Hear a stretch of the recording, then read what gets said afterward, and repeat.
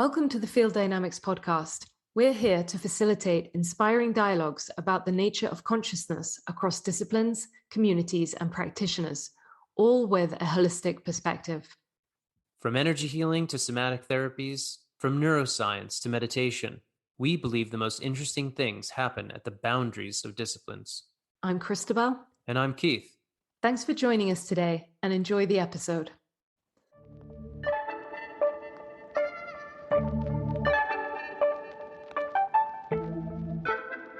Hello and welcome to the Field Dynamics podcast. In this episode, we are joined by Kat Maier, author of the celebrated book, Energetic Herbalism, A Guide to Sacred Plant Traditions, which brings alive the traditional healing practices of vitalism, Ayurveda, Chinese medicine, and ecological stewardship and essential plant medicines. She's founder and director of Sacred Plant Traditions, a center for herbal studies in Charlottesville, Virginia. One of her greatest accomplishments has been to train many clinical herbalists who've gone on to begin other schools, apothecaries, or open practices. In clinical practice for over 30 years, Kat teaches internationally at universities, conferences, and at herbal schools. She's a founding member of Botanica Mobile Clinic, a nonprofit dedicated to providing accessible herbal medicine to local communities. She began her study of plants as a Peace Corps volunteer, and her training as a physician's assistant allowed her to weave the language of biomedicine into her practice of traditional energetic herbalism. She is also co-author of Bush Medicine in the Bahamas. As a passionate steward of the plants, Kat also served as president of United Plant Savers and was the recipient of the organization's first Medicinal Plant Conservation Award. Kat, it's a pleasure to have you here with us today. Thank you very much. I'm looking forward to this. What brought you on this journey of getting involved in the world of herbs and what you're calling energetic herbalism? No, I really feel it began at a very early age. I was raised as a Catholic, and I would hear these incredible stories of Jesus and healing. And, in that tradition, we didn't have the archetypes, of the healers, of any of that sacred tradition. And what I realized many, many years after, what I was really searching for was the sacred. It was wanting to be a healer, wanting to work in that field, and not really seeing that model around. I was born in 1955, so we're talking about, even though it was the early 60s, there still really wasn't a model at that time. And so when I was 12, I saw a movie on the Peace Corps, and I thought, oh, that's it. That looks like Jesus. That looks like something, that healing and reaching out and, crossing boundaries. It was really understanding about crossing the boundaries. And, again, I really wasn't that aware of, what we've come to see as the white savior complex, well-intentioned NGOs going into what was called third world at that time and kind of supplanting our systems. And so, yes, it was wanting to serve, but unconsciously, I also realized I was really hungry for diversity. I was in a pretty white suburban environment, well-fed, well-nourished, and really understanding what is out there and how do we really experience other ways. And so, fortunately, I went to Chile. And so Chile is called kind of the country club of the Peace Corps because it's, maybe a population of 12 million, like not even the population of the Bronx or New York City. It's very narrow, and it's the whole topography of our West Coast from Alaska down to Baja. So very verdant, very rich. If it were any closer, it would be sort of the Costa Rica, because the land, the sacred mountains from the Andes to the coastline, just profound. And then, of course, as a 17, 18-year-old, we had that phenomenal Chilean wine that was drunk by all the families. But, it was really there that, I would watch the women go off and gather herbs. And there was a saying, it says, no sea bruja. And there was a saying, don't be a witch. because Chile was pretty far advanced, more than Bolivia, Paraguay, and some of the other neighboring countries. So there was this pride in the sense of, oh, we're modern and we have allopaths and we have doctors. And so there was this whole, just as we have reservations, that whole relationship with indigenous. So that a lot of the women would kind of go off in secret and they didn't know me at first. So I really never grew up with grandmothers working with herbal medicine, my family. So this was really my introduction to the plants. And it took me a while, but I really feel that it was the plant, my relationships with the plants, that really deeply introduced me to the world of the sacred. And then it went off into other energetic healing forms, but I'll come back 4 or 5 lifetimes to really understand the depth and breadth of these amazing beings. Thank you, Kat. Just feeling into a little of your journey there. I love this this reference to coming to the herbs and the sacred through the women of those traditions and watching their activities. That's fascinating to hear. Before we delve more into some of the schools of herbalism, the traditional Chinese medicine, the Ayurveda, I'd love it if you could share something with our listeners of the fundamental teaching of vitalism, its roots and its evolution. Oh, lovely. It's funny, as I saw that Matthew Wood, my beloved friend and teacher, and he really is my guide and teacher in vitalism. Plants hooked up Matt and I a long time ago. And I'm so grateful because he's so foundational. He embodies, all 3 really of these traditions. And so, I really honor Matthew because he has languaged a pretty large aspect of vitalism for Western energetics. And, for years, we've been looking to India, to China, Unani Tib, Ashe in West Africa, and where is our energetic tradition? And of course, we have to. My roots are Celtic and Druidic, and, so many of their practices are energetic.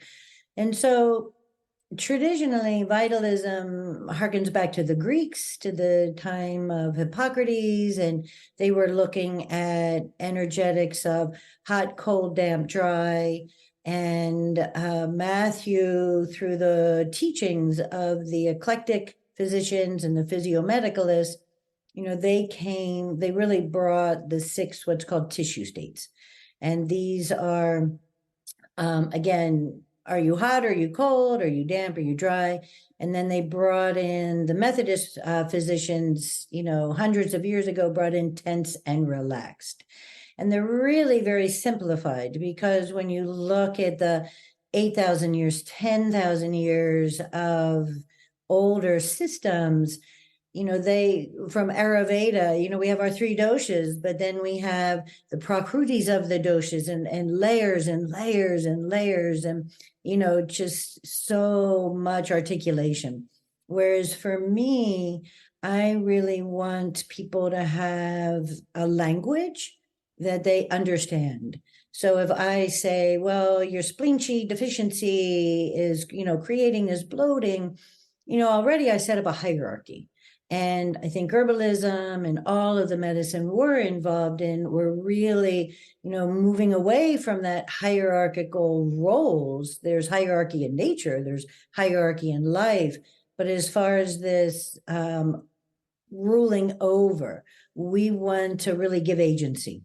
Healing is our sovereignty. This is how we do it. And so when I say stagnation versus spleen qi deficiency, there's, stagnant. Yeah, bloating. I can feel that, there's this sensorial experience with it.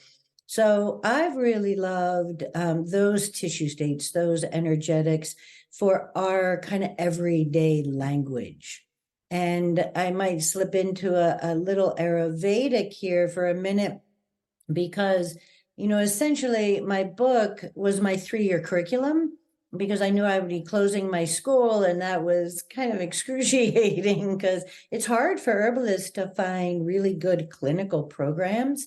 I'm not certain why, but it's just so needed. And if any of these your listeners are clinical herbalists, if that's your calling, because the clinic is where it happens. It's like really bringing that plant and that person and the energetic, and so many herbalists are desiring that. But so I really love the constitutional model of Ayurveda, and it's kind of that body type and its patterns. I've really been doing more and more work on patterning, fractal patterns, seasonal patterns. I'm certain but for your listener, a fractal is a self-repeating pattern, and what happens on the micro is reflected in the macro. And so yes, it will be my hybrid car outside and recycling and all of these things that'll get us through these times. But for me, I really feel it's consciousness. I really feel it's going to be that shift. And so fractals and patterns, and to help empower, it can be so incredibly overwhelming. What do I do? And it's that self-work. It's everything you all are talking about, from the dreams to the consciousness, what you all are devoting your work towards. That's that vibration. This is that fine-tuning that fractal so it resonates further out. So it was a long way away from patterns of doshas, but I do love those kind of large picture, do they have too much earth, too much fire, too much air? Because it's simply nature. Everybody's like, well, everybody's an individual. Absolutely true. And winds create the same effect on landscape. And so a vata constitution, tall and thin, with wind, they tend to be dry. So these are tendencies. This is the nature of someone. So I love the doshas and the constitutions for big picture. I love the tissue states for more symptomatic. And, there's this whole trend, don't treat symptoms. We have to treat the whole body. But, if somebody comes to me with GERD or heartburn, I'm not going to go back to their childhood or past lives, or we'll get to that. We want to help relieve what's presenting. And the mantra in my clinic is treat what you see. And you might see trauma, you might see wounding, but right here, right in front, it's heat, it's digestion going in the wrong direction. Let's find plants that go downward, that move downward. What are other medicines that we're seeing? And seeing is hearing as well, and doing that assessment. So I love the tissue states because they're a little more available and they're more accessible for one herbalist as well as folks to learn themselves. I'm too damp, I'm boggy. Yes, diabetes might be too much dampness, but if I tend towards dampness, what are some drying foods? What are some spicy, pungent? How do I set my lifestyle given the nature of my tendencies? So I started with vitalism. I sauntered over to the fractal universe and came back.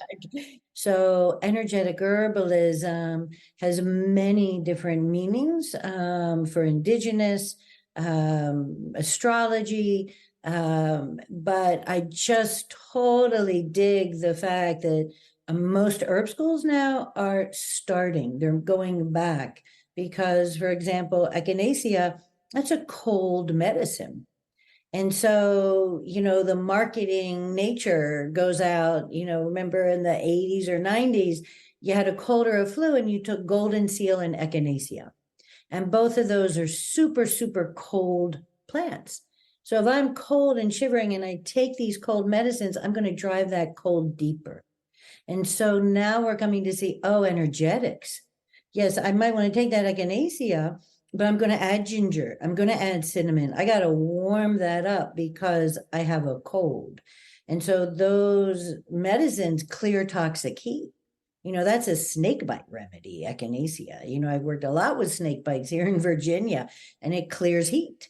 So when we know this language, we're not kind of forced into these pigeonholes. I can go out and find plantain, clears heat.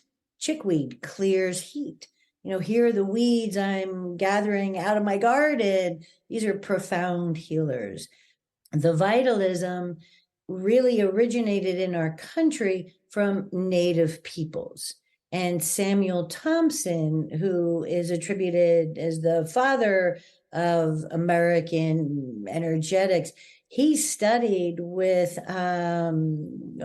Widow Benson, but she studied with natives and how they worked. They worked with saunas, and they got the saunas from the natives. They use the lodge not simply for prayer and meditation. They use the lodge a lot to get the heat moving, to really raise the vitality. And so vitalism is, how do we raise that vitality and allow our vitality? It's like Gaia hypothesis. The earth is constantly, she's self-correcting all the time. And so ideally, if we have the energy, we're going to self-correct.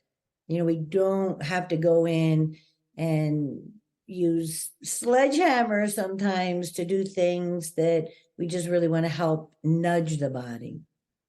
It's interesting you're mentioning about the roots of this vitalism, or at least American vitalism, coming from the Native Americans or native populations. So it made me immediately think of how osteopathy, it's as well, like Andrew Taylor Still also got his original inspiration apparently from the Native American community. So that's the population who was, or rather who were here. They are the ancient land bearers or tradition holders of this land. And it makes sense that we've derived a lot from them, even though our own cultures weren't from here. It's just interesting to realize that that information was really only available from the people who were like really holding an ancient practice in a sense. And are still here. I do want to say that, the eclectic and vitalist was definitely Greek and humoral and had that system. But so many of our American gems, our American plants, the Chinese, when we opened up trade in Philadelphia in 1700s, we wanted gunpowder and porcelain. All they wanted was our Appalachian ginseng.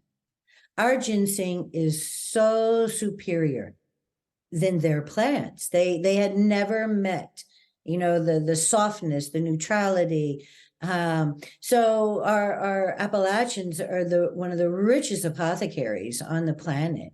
And so with, the natives, 10,000 years of a materia medica, apothecary, the enslaved. There's so many profound stories of healing that we've learned medicine from enslaved healers, because West Africa, they were very consciously chosen which nations and tribes they would get, because they were farmers of wild rice. So they brought the West Africans here to farm wild rice in South Carolina. And so many of the plants were very similar. So when they arrived, they had a pattern. They saw some pattern similarity, and they picked up immediately amazing uses that then were brought into our apothecaries and materia medica. And so following that thread is absolutely fascinating. And the last thing I'll say for now is, in my research, I've been finding that, natives as well as, the Black healers, they would use maybe one herb or two herb. And what was said, hundreds of years ago is, oh, they're so unsophisticated, they don't know enough, and they only know one or two herbs. And, we would arrive with these complicated formulas and exotic formulas, and the local person couldn't get them. And what it is their relationship was so profound with these plants that they knew this bone set was going to show up for them. Not only were they administering the plants, they had their prayers, they had their relationships. So it's, these beautiful stories of teaching, of what's complicated, what's sophisticated. And they had these deep, deep relationships. That's all they knew. And one of the eclectic physicians picked up on that and would give one remedy at a time. And this is what Mac does, one drop, let the shift happen, come in for another. And then a little shift happens. So it's just so cool in the mapping of the wisdom tree there. Could you walk us through working with a person? You have a thing in your book you call sensory noticing, for instance. What's the process that a practitioner of herbalism works with a client and both does diagnosis and prescription?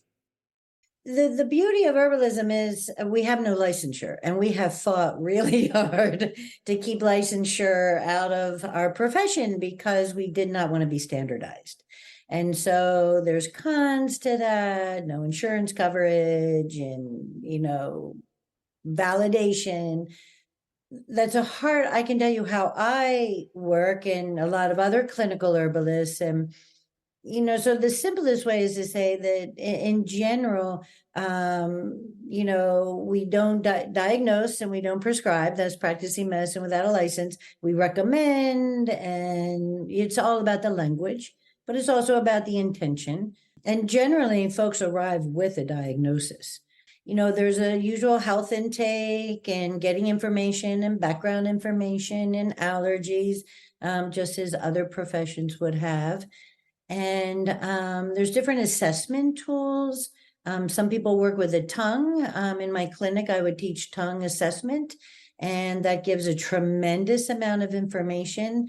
Is it thick? Is it thin? Is it hot? Is it blue? Is there stagnation? Is there cold? And the tongue has a map with different organs. The liver, gallbladder on the sides, heart and lung on the tip. And so you read the tongue and it gives information. Some herbalists will take the pulse, whether it's a simple pulse or a deeper Chinese pulse. And there's facial reading as far as different lines on the face indicate reproductive system, small intestine. There's a whole art and science to that. Reading is also reading the voice. What's happening in the voice, observing body language. So essentially you're taking the history. How I work, I've worked differently for about 20 years where I will sit with a client, and just very, very simply for about 5-10 minutes most, and I'll sit in meditation and I'll do an energetic reading. And I, in some ways, work as a medical intuitive, but I never wanted to advertise because I didn't want the kind of clients that, you know what I'm saying? And I don't want to be judgmental, but, people that want to go to an herbalist, they want to work. They want to get in. You figure they want to take the teas. They know this isn't a one-hit wonder here. But I, over years and years of different practices, have learned how to do energetic readings and getting different information. There's a lot of different ways I could describe that, but I sit in that meditation and then I come out and then I do the regular health history and then I weave in the information I received from them. It's all on timing. No one's going to arrive with an energy that isn't ready to be felt or seen. And everyone knows this up front. And it's fine if they don't want to. I can do the health history. And so after that, really doing the assessment, we work with plants or foods or movement. I've been trying to get away from the word exercise. I think that's fully charged, fully loaded. And I love the word movement because I find lots of exercise is damaging.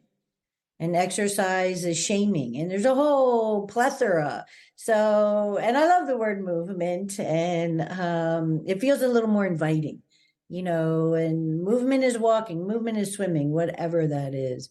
So we're looking at foods in the Botanica Mobile Clinic.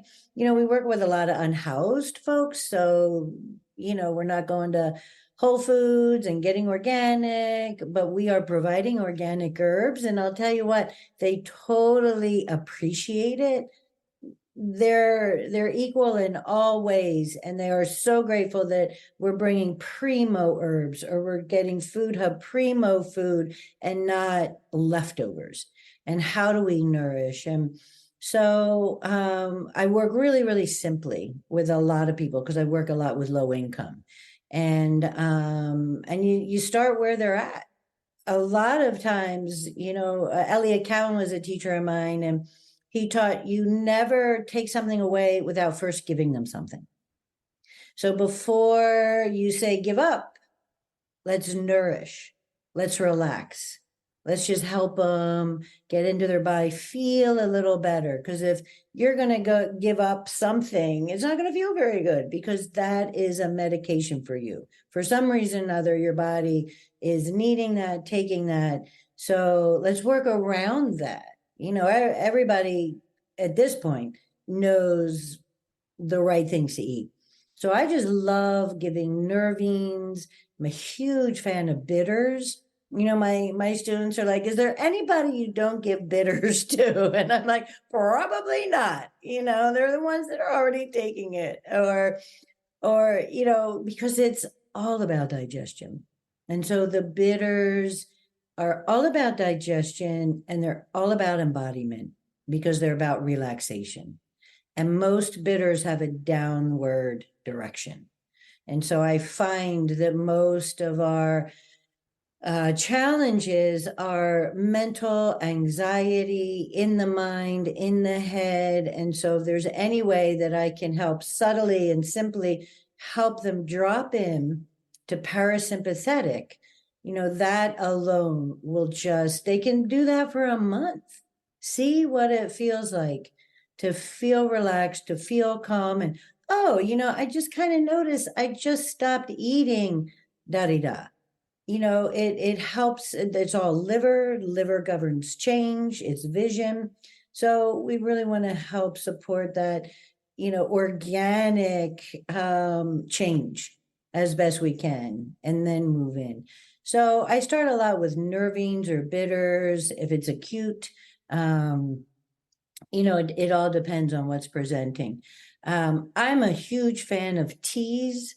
I've gone full circle. When you do something for 30 years, I know you all find this, right? You're into something, and then students come back 10 years later. Oh, you were way into this. Now you're way, you just have to evolve, and you got to change it up and keep it exciting. And then you meet a great flower essence practitioner, and oh my goodness. So I'll tell you where I really came to love teas was I had the great honor of being called and invited to go to Standing Rock. And I feel it was a calling. It was such a sacred event. And so there was no alcohol there because of the reservation. And so we had to work with teas. And I revisited the profound nature of herbal teas. And it's that nourishment, and tinctures are wonderful. And I work with tinctures as well, but you can't get nutrients from a tincture. You can't get chlorophyll. You can't have that resonant experience. You drink a cup of nettles, and you're drinking the color green, and that's pure chlorophyll. And that's blood building. That's many, many things. That's nutrition. So especially with the unhoused, we bring urns, we bring teas, we give teas away in tea bags, try to make it easy. So, most people will get a tea formula, might have a tincture if it's a little more acute. Or the other way I work with tinctures is patterning, repattern. And this would be drop doses. And so, different plants embody a pattern. And so when we take that plant in, it creates that pattern in us. And in some ways, it kind of bushwhacks that. And so my teacher talks about Solomon seal root. And if you ever know Solomon seal root, you dig it, and it's a 90-degree root. And so that pattern is to help us make 90-degree changes, which are really, really hard. But how many of us need to get off the path, like leave this job, leave this something? And that's very, very hard. And your counselor, your healer might know it, but your timing, you work with astrology, you work with a field dynamic, it's timing. And I don't know that timing, but these plants will just help make that turn. Then the right moment comes and wow, I could do this. This is familiar. So this is a mind-blowing pattern that these plants, we bring them in, and if it's a vasodilator or a motherwort, or, how do I drop down? I can't do that. And so, sometimes I'll use tinctures for that in drop doses. There's so many gems in what you're sharing, like my system and my psyche is just lighting up left, right, and center. I really appreciate your emphasis on healing being our sovereignty and the emphasis on agency in the individual, right? Empowering the individual. That's crucial in this work. Is a key point in what Keith and I do as well. You've outlined beautifully this energetic herbalism as a framework whereby we're matching the pattern or the spirit of a herb to the imbalance that it's seeking to address. And I'd like to talk about plant spirit medicine and particularly flower essences, because I think the healing potential of flower essences, which is a form of vibrational medicine, as you know, is often poorly understood and explained. And it's a favorite of mine. And I'd just love to hear you vocalize about how these powerful remedies are interacting with the system energetically. You might want a flower essence practitioner also to fluff this out. And so this is what I feel. I feel when a tincture is made correctly, that's that flower essence. So if I don't have a flower essence of motherwort, but I have a tincture, oftentimes vibrationally, I feel that definition will really play out. Now, for folks that aren't aware of flower essences, it really is, a very subtle, but very powerful. It's like homeopathy. And, I want people to enter the world of flower essences being very mindful that they will provoke and bring on change. Mariposa lily, for example, works with the inner child and healing the inner child. And I've had a number of clients work with that, and it's not their time, or they didn't have the framework. So that I just want to put that caveat out there to say, these aren't these light, simple flower essences, and that when you take them, be mindful, like give it time and space. Really, there's a spaciousness to flower essences that I find is kind of not a higher order, but you can feel it immediately, like a rescue remedy, is mind-blowing. And that's a Bach flower essence. And it never, ever ceases to amaze me.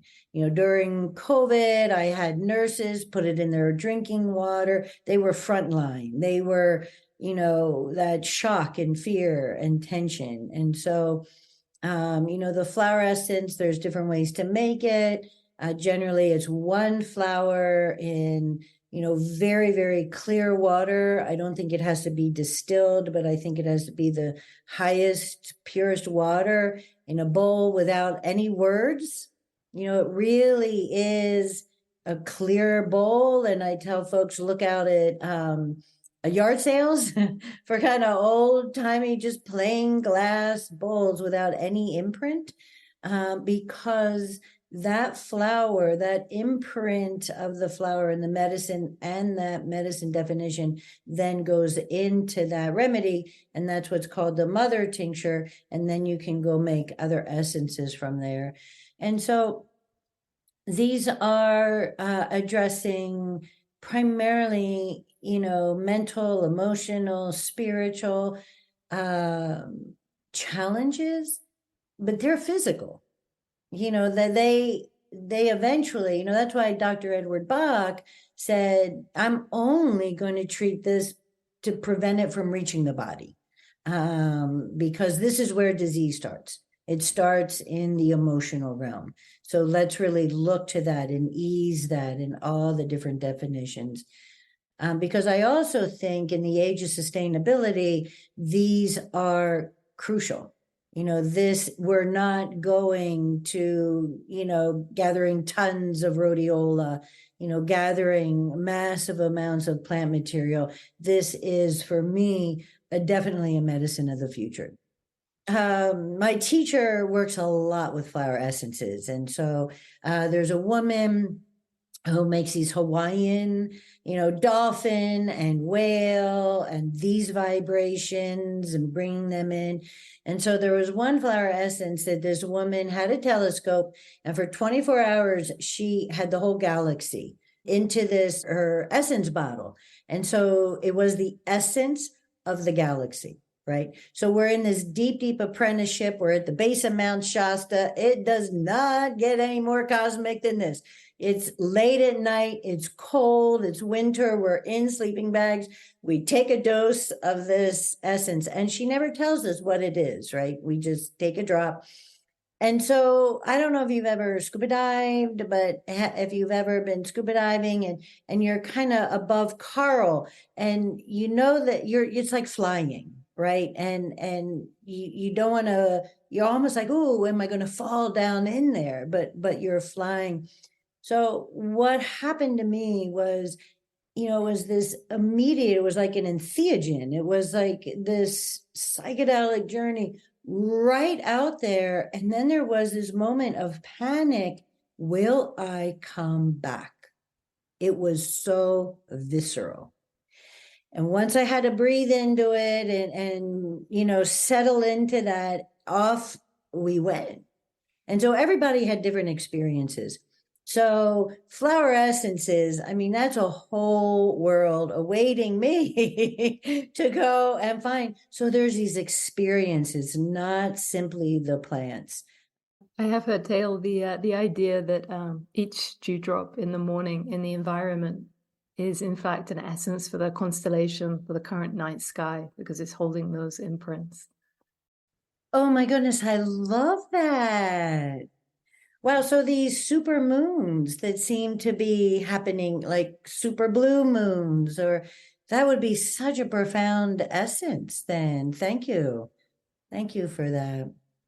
You mentioned about bitters being, you said it's all about digestion, embodiment, relaxation, and in particular, you mentioned the kind of the downward energetic thrust of bitters.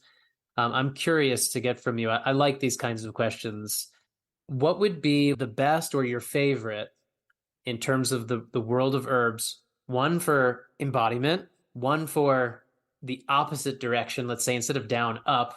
And then the third is, what would you think is the most sustainable tonic herb, something that somebody could take somewhat indefinitely or so regularly that it's not an issue based on their constitution or whatever?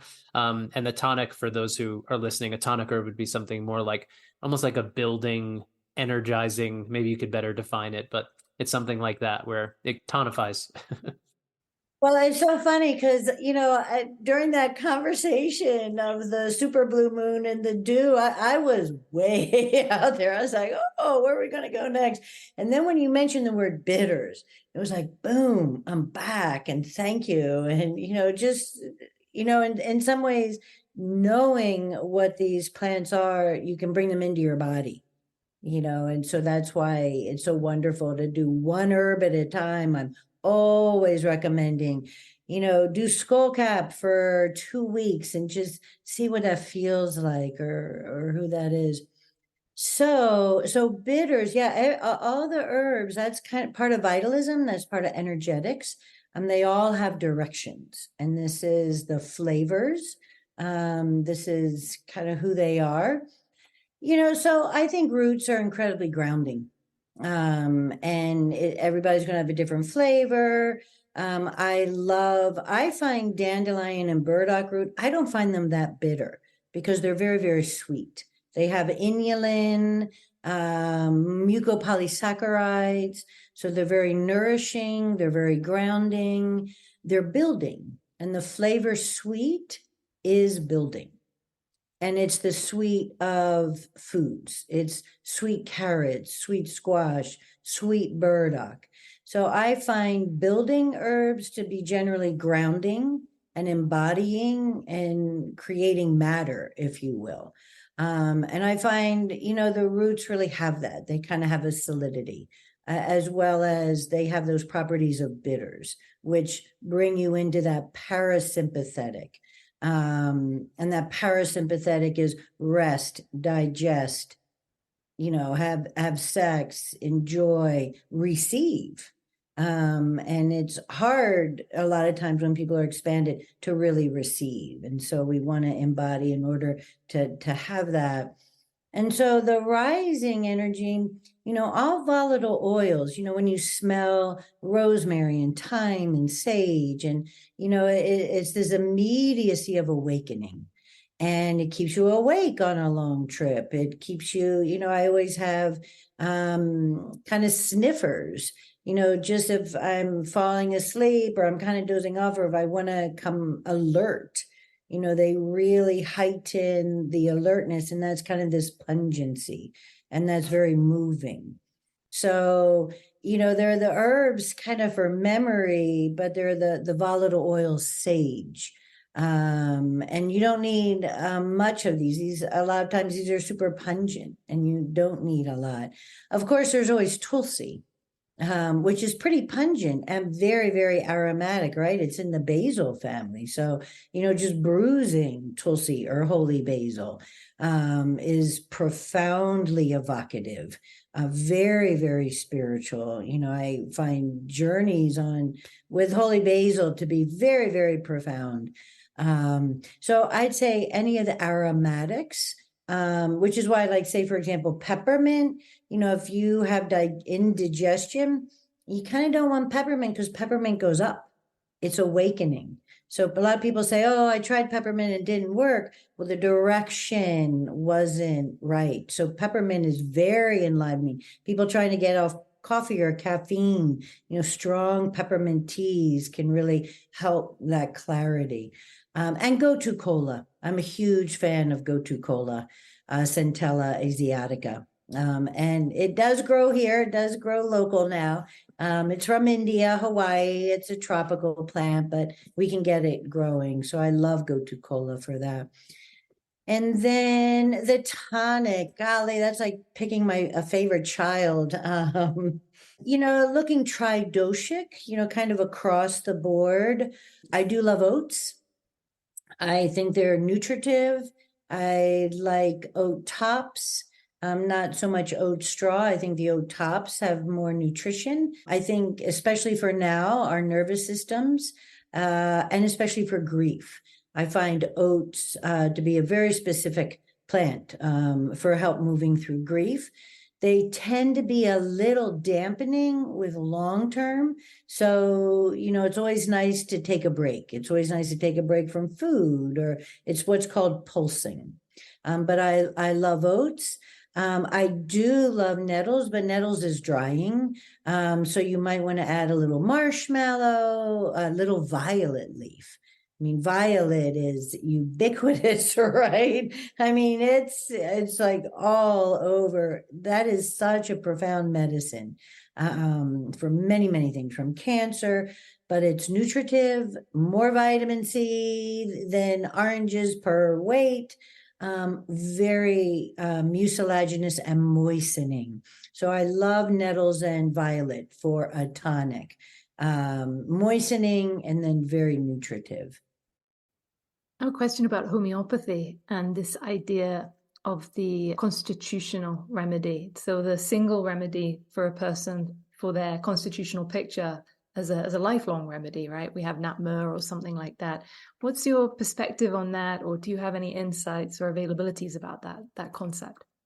I am on my knees in honor of homeopaths.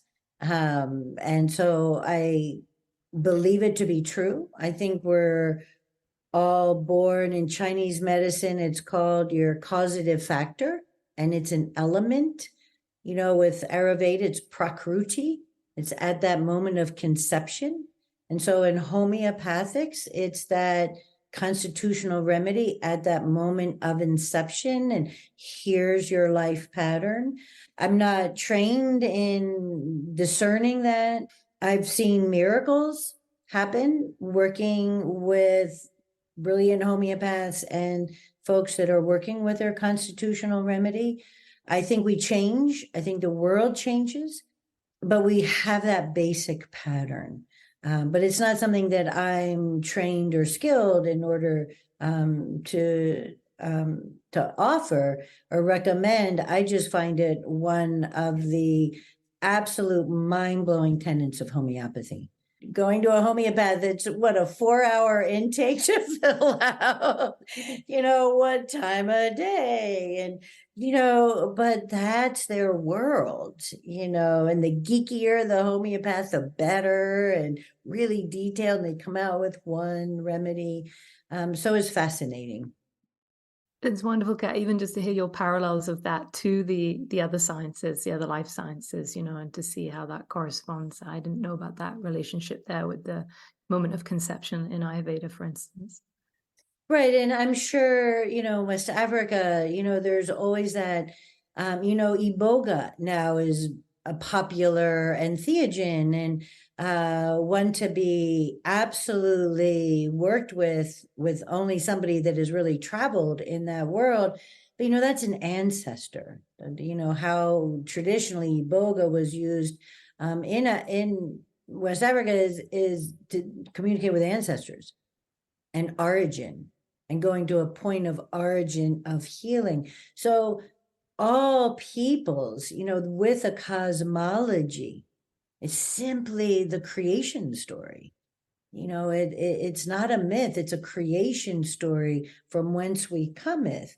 And so it's so very exciting that, we're coming to that understanding of that pattern medicine, that origin medicine, and that we're all very different. So it's just fascinating, the different lens and the different languages and traditions. You started off by saying that your connection with plants is really what connected you ultimately to the sacred, or brought you into that relationship with the sacred. How might you use words to describe that? How did you find the sacred in plants? I know some people meditate or whatever it might be, but how would you describe that process for you? It's very emotional for me because it's taken years from the generosity of the plants to stay with me and work with me. And yes, I had a calling, and yes, the plants were, systemic. I'm a recovering scientist. I love, as a physician assistant, I totally dig science, glutathione pathway, bring it on. I'm kind of a top-down herbalist, and it's taken years to get to the plants in a way. And they have taught me time and time again. And I will go to my grave in absolute awe of what these plants do. I have not found a limit. And so for me, it was a number of years of working with them, of them in some ways working with me to kind of disintegrate and help me change my patterns of attachment to scientific, or it has to be this way, or what are the limits on this. And so it was a relationship which developed, but it was also, it's funny, I think, I learned Reiki, I learned all kinds of healing techniques, and I think the plants were my grounding. And they really made all of it so very real for me and took me to these incredible places that are hard to describe. And, all of them are entheogenic. I have journeyed with black cohosh and it has changed my life. I have journeyed with chickweed and I've journeyed with ayahuasca. I've journeyed with the best of them. Terrence McKenna, 26 years ago, been there, Palenque, I'm down. They all have this language of the sacred, and some more than others, and some have great place, especially with mental health now. But it took the subtlety.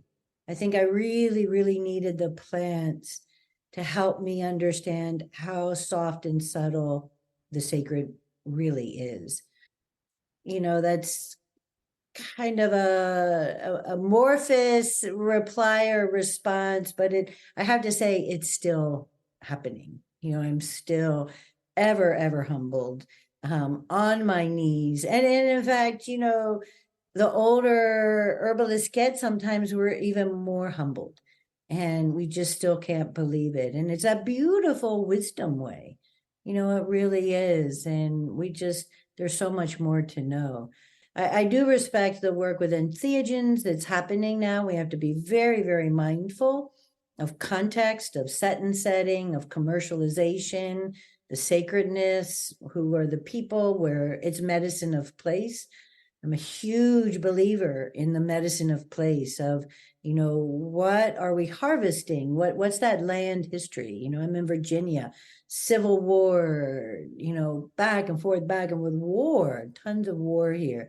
So I watch where I gather my medicine. Where are we gathering these plants and how are we doing that? But it's time. They couldn't have come at a more perfect time because we need, that to me is that technology, that consciousness, because we need something kind of quick. It's happening, or it's coming fast. So all different forms of plant medicine to work with. Thank you, Kat, for that reminder of the importance of ethically and sustainably harvesting herbs, particularly the wild herbs that are, often found in literature, and also the importance of the vibration of place, not just the plants themselves, but the land from which they're being taken, and the whole picture, the 360 degrees. It's so important. Thank you also for answering Keith's question. Being able to feel into and hear you speak on this sacred connection has been a real honor to be able to see for a moment through your eyes in relationship to this world. So thank you for that. I'd love to ask how people might be able to connect with you and work with you if they're interested in doing so. We mentioned a couple of your books there at the beginning. Yeah, thank you. So Energetic Herbalism, was honored to have Rosemary Gladstar, wrote the foreword. She's a dear, dear beloved friend. The website sacredplanttraditions.com. And I'm not doing too many one-on-ones. They're less and I closed my practice for years because, as in the bio, I had graduates and I was thrilled. I had a Chinese teacher say the goal of a healer is obsolescence. And so I thought, oh, that's a nice thought, but we live in a capitalist society. But I became obsolete, which I totally loved, because the practice takes a lot. And then I just closed my school last year, my 3-year program. And so I thought, oh, I'm going to come out as a medical intuitive. I'm going to do whatever I wanted. I'm 68. Let me just have at it and party. And so I thought, well, I'm just going to say this is how I work and what I'm doing. But I'm really finding that, I'm working with very few people, but that is on the website. There is an availability there. And I think that's it. There's everything's on the website to find me. And I want to mention United Plant Savers.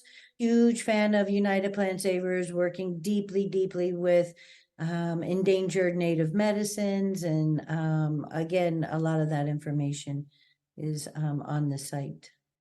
Excellent. Thank you so much. We've had a wonderful conversation, a lot of really illuminating things. Look forward to actually listening back to this myself in preparing the episode because there's a lot of gems in there. And I just want to really thank you for all your wisdom and what you've shared today. Oh, thank you. This is so fun. It's just so easy to be with you all and to feel how you work as well in these worlds, in these fields, and really bringing this forward and out into the world. So deeply grateful for your work as well. Thank you, Kat. Thanks for listening to the episode. What really supports the podcast is providing a rating and review of the show on your preferred listening platform. This helps us get the message out to a wider audience. If the topics we discussed today appeal to you, do take a moment to subscribe. Lastly, we invite you to check out our website, fielddynamicshealing.com, to learn about our training programs, private session work, and to see how we're setting the standard in contemporary energy healing. Many thanks, and see you next time.